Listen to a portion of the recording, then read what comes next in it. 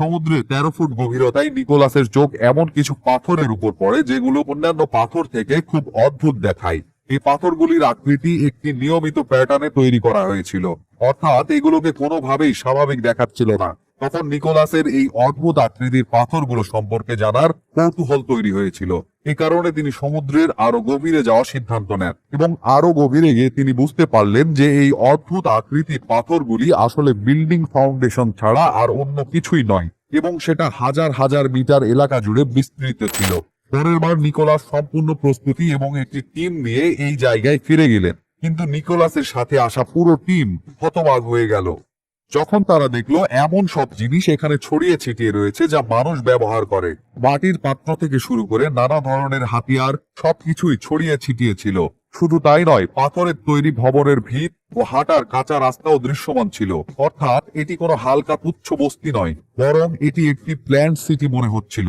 এতে কোনো সন্দেহ নেই যে নিকোলাস এমন একটি শহর খুঁজে পেয়েছিল যা বহু শতাব্দী আগে ধ্বংস হয়ে গিয়েছিল, যা এতদিন গোটা বিশ্ব থেকে আড়াল ছিল।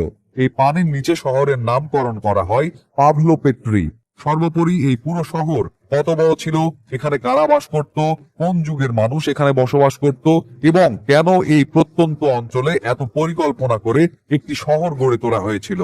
এবং সবচেয়ে গুরুত্বপূর্ণ বিষয় হলো, এটা কি তাহলে সেই আটলান্টিস প্লেটোর মতে, যা 11,000 বছর আগে একটি ভয়ঙ্কর বিপর্যয়ের শিকার হয়েছিল?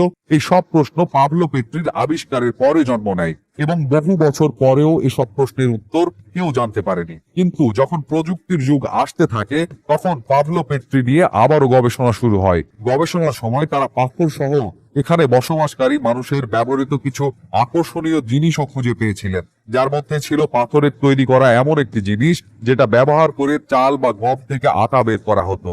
ভাঙ্গা মাটির পাত্রগুলো বিভিন্ন জায়গায় একসাথে ছড়িয়ে ছিটিয়ে ছিল, যা দেখে মনে হচ্ছিল সম্ভবত হাজার বছর আগে এখানে মানুষের রান্নাঘর ছিল। যেখানে পাভলো পেট্রির মানুষের বসতির সুস্পষ্ট নিদর্শন খুঁজে পেয়েছিল, সেখানে মৃত মানুষেরও চিহ্ন পাওয়া গেছে।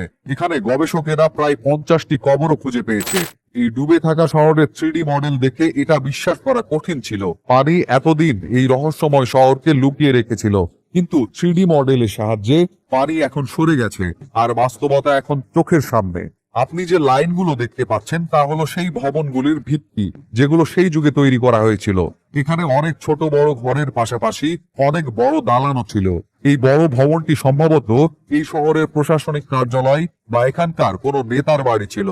তবে সবচেয়ে মজার ব্যাপার হলো, এখানকার সব বিল্ডিং একটি সঠিক প্যাটার্নে নির্মিত হয়েছিল, যেমনটা আজকাল আধুনিক শহরগুলোতে হয়ে থাকে। পানির নিচে এই রহস্যময় শহরটি এমন এক সভ্যতার হাত ধরে তৈরি হয়েছিল যেখানে অনেক নিয়ম শৃঙ্খলা ছিল। এইসব বিল্ডিং এর ফাউন্ডেশন 20 একর জায়গা জুড়ে বিস্তৃত এবং এখানে প্রায় 5,000 মানুষ বসবাস করত বলে অনুমান করা হয়।